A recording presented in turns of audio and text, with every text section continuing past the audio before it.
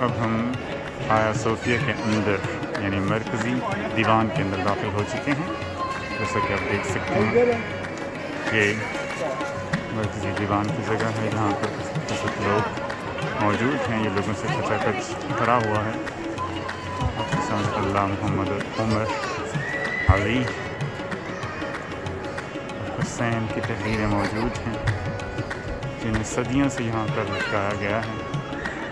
مسلمانوں نے 1453 عیسوی کے اندر اس جگہ کو فتح کیا. اس سے پہلے یہ آرتھوڈاکس عیسائیوں کا ایک گرجا ہوا کرتا تھا. سلطان محمد فاتح یا محمد دوم نے اس کو 1453 عیسوی کے اندر فتح کیا.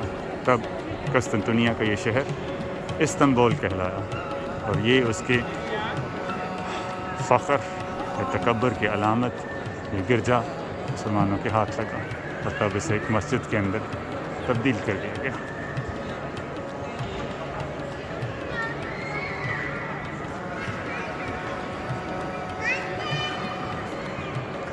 آج یہ جگہ 1700 سال سے یہاں پہ کھڑی ہے اور اسلام کی عظمت اور اس کی بلندی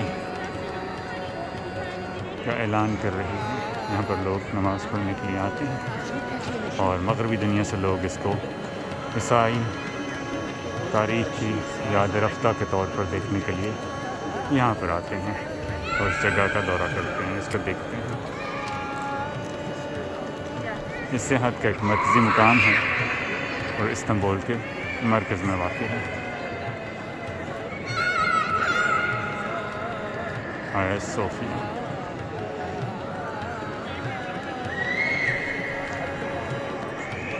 قدیم قسطنطنیہ کی ایک نشانی